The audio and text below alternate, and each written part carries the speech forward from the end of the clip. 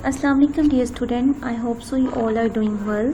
So student, today we are going to do the example number 6 of algorithm, which is to assign grade to a subject based on the achieved marks. आपने जो भी marks gate किए हैं आपने उस marks की बदौलत आपने ग्रेड असाइन करने हैं सब्जेक्ट को।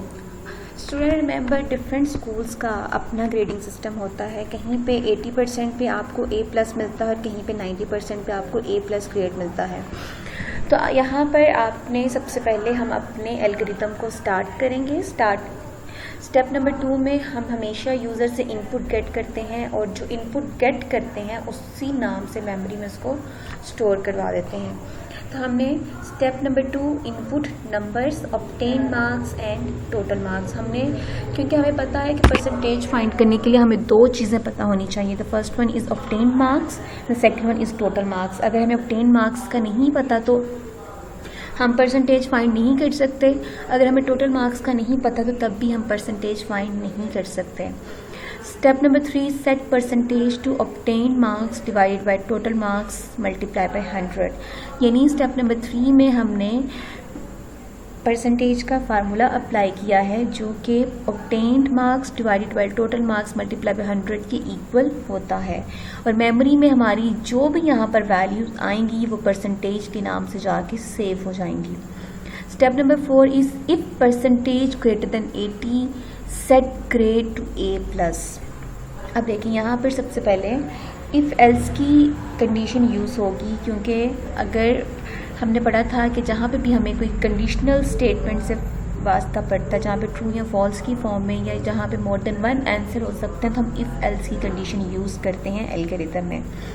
अगर परसेंटेज 80 से अबव है सेट ग्रेड टू A+, तो ग्रेड क्या सेट होगा? A+।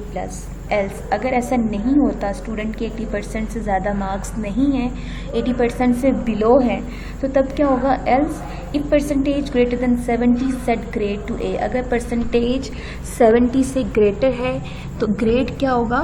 A सेट होगा। रिमेंबर, सेट के साथ हम जो भी वैल्यू राइट करते हैं वो मेमोरी में जाके उसी नाम से सेव होती है। एल्स अगर स्टूडेंट की परसेंटेज 70+ भी नहीं है, 70 से बिलो है, तो तब क्या होगा? Else if percentage greater than 60 set grade two B। अगर परसेंटेज 60 से ग्रेटर है तो ग्रेड क्या सेट होगा? B। अगर ऐसा भी नहीं है, स्टूडेंट के मार्क्स उससे भी कम है, else if percentage greater than 50। अगर परसेंटेज 50 से ग्रेटर है तो ग्रेड क्या सेट होगा? Set grade two C। Else if percentage greater than 40। अगर परसेंटेज 40 से ग्रेटर है सेट ग्रेड टू D। तो ग्रेड क्या सेट होगा? D। अगर कोई स्टूडेंट बहुत ही ज़्यादा नालायक और उसके 40% से भी ज़्यादा मार्क्स नहीं आते तो तब क्या होगा? 33 मार्क्स पे सब स्टूडेंट पास कंसिडर किए जाते हैं अगर आप बोर्ड के एग्ज़ाम देते हैं। अगर 100 मार्क्स का होता है तो 33 से बिलो वाले को फेल कंसिडर किया जाता है। तो else if percentage greater than 33। अगर परसेंटेज 33 ग्रेड से ज़्यादा है सेट ग्रेड टू E। तो ग्रेड क्या सेट होगा? E। एल्स अगर कोई बहुत ही निकम्मा स्टूडेंट है तो क्या होगा? Set grade two F। तो अगर ये सारा क्राइटेरिया आपके सब्जेक्ट के मार्क्स में मीट नहीं करता तो आपका ग्रेड क्या सेट होगा? F, यानी फेल। स्टेप नंबर 5 में हम आउटपुट गेट करेंगे, output grade. And step number 6 में हम अपने एल्गोरिथम को एंड करेंगे।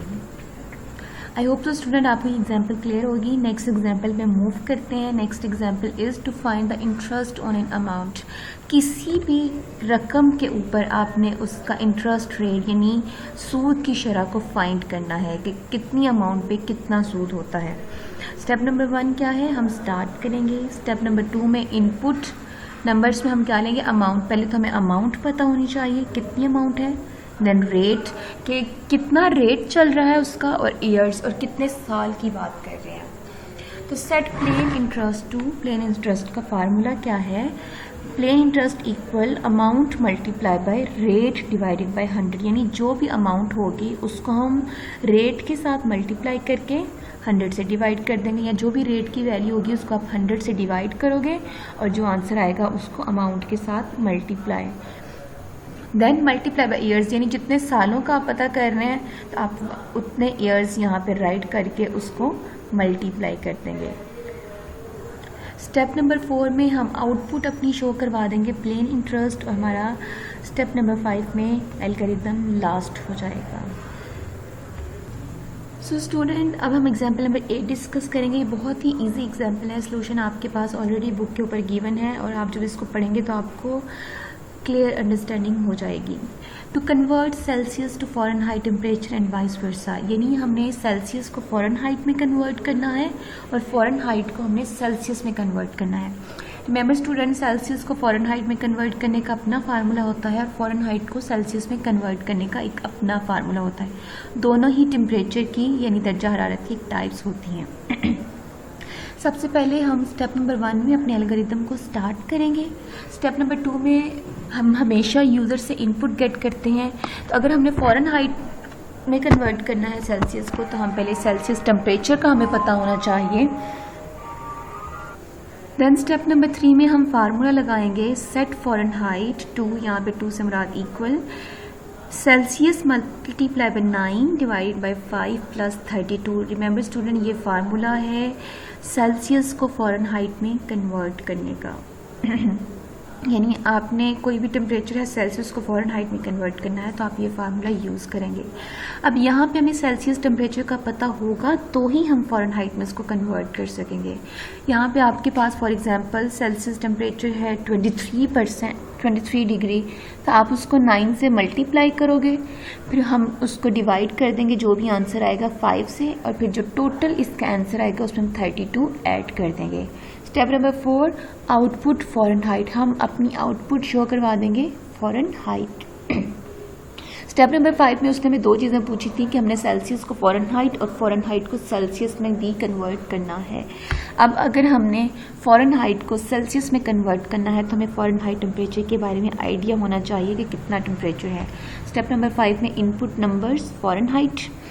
स्टेप नंबर 6 में अगेन हम फार्मूला लगाएंगे set Celsius to Fahrenheit minus 32, यानी जितना भी फ़ारेनहाइट टेम्परेचर होगा उसमें हम 32 माइनस करेंगे, मल्टीप्लाई बाय 5 करके डिवाइडेड बाय 9 कर देंगे। अगर आप देखें तो इसी फार्मूले को कन्वर्ट किया है हमने सेल्सियस में।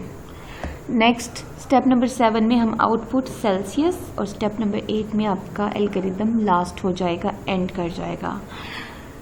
आई होप सो स्टूडेंट, ये एग्जाम्पल्स आपको क्लियर होंगी। Example number 9 is for your task, आपने खुद करना है, और अगर आपको समझ नहीं आती आप मुझसे पूछ लें। सोल्यूशन आपके पास राइट किया हुआ है, आप उसको पढ़ें, आपको क्लियर अंडरस्टैंडिंग हो जाएगी।